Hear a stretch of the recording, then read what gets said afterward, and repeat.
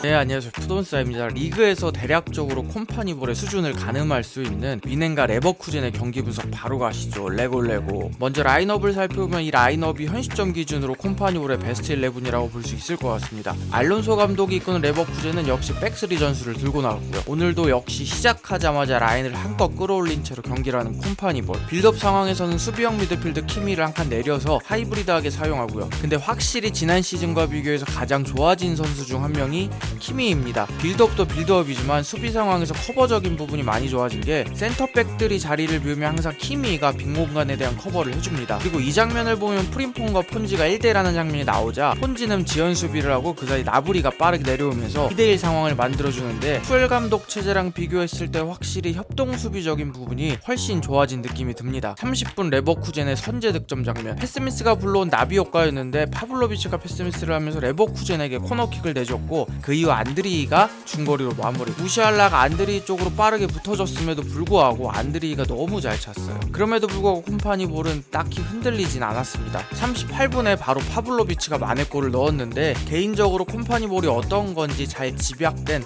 골 장면이라고 생각을 합니다. 보면 미넨 왼쪽 측면에서 5명이 공격 작업을 하는 과정인데 수비를 위해 레버쿠젠 선수들도 그만큼 투자가 되어 있죠.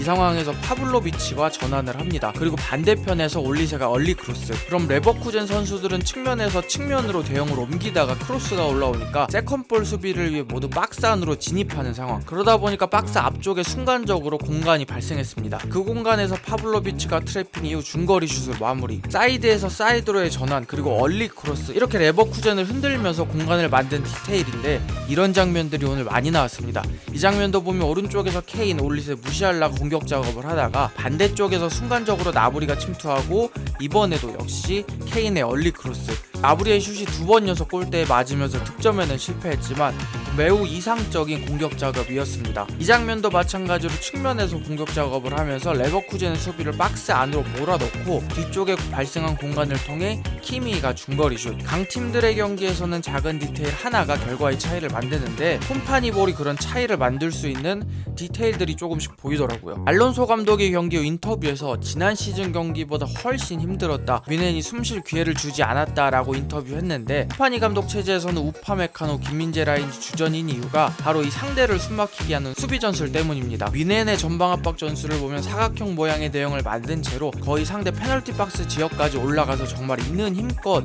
눌러줍니다.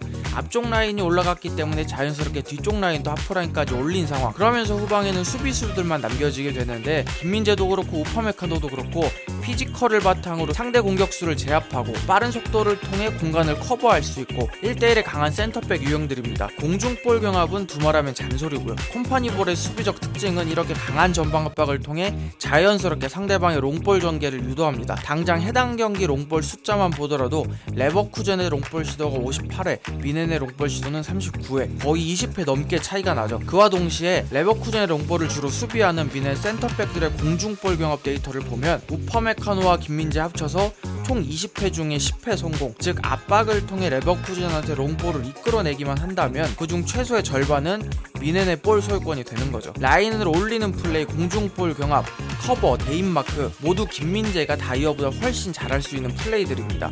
레버쿠젠의 패스 길이가 길어짐에 따라 김민재 선수는 본인이 선호하는 예측을 통한 인터셉트 장면들을 여러 번 보여주기도 했고 특히 경합적인 측면에서 아주 좋은 모습을 보여줬습니다. 확실히 김민재 선수는 라인을 내려서 상대가 짧게 들어오는 걸 수비하는 것보다 라인을 올려서 상대가 한 번에 길게 넘어오는 상황에서의 수비가 더 좋은 것 같습니다. 이 정도 활약이면 솔직히 키커 빌트 얘네들은 평점도 최소 3점에서 시작이고 상대가 레버쿠젠인 걸 감안한다면 한 2점 정도는 줘도 되지 않나 생각이 듭니다. 미넨 지역지들도 보면 김민재 선수에게 평점 2점과 함께 수비 타이밍이 좋았다, 전반적으로 안정감 있는 경기였고 최고의 선수다. TZ도 김민재 선수에게 평점 2점과 함께 김민재는 자신의 자리를 잘 지켰고 때로는 레버쿠젠 선수들을 제압했다. 주심이 휘슬을 불면 불같이 화를 냈고 레버쿠젠의 공격을 잘 막아내며 큰 경기에서 필요한 안정적인 수비를 보여줬다. 김민재는 대부분의 수비를 성공시키며 레버쿠젠의 공격을 못하게 만들었고 매우 안정적인 활약을 보여줬다. 대부분 김민재 선수 활약에 대해 좋은 평가를 하는 분위기인 것 같습니다. 결과는 1대1 무승부지만 개인적으로 레버쿠젠이 승점 1점이라도 가져간 게 나쁘지 않다는 생각이 들 정도로 미넨의 경기력이 그만큼 좋았다는 않을까라는 생각이 들었습니다. 물론 이런 축구를 시즌 내내 얼마나 기복 없이 보여주느냐,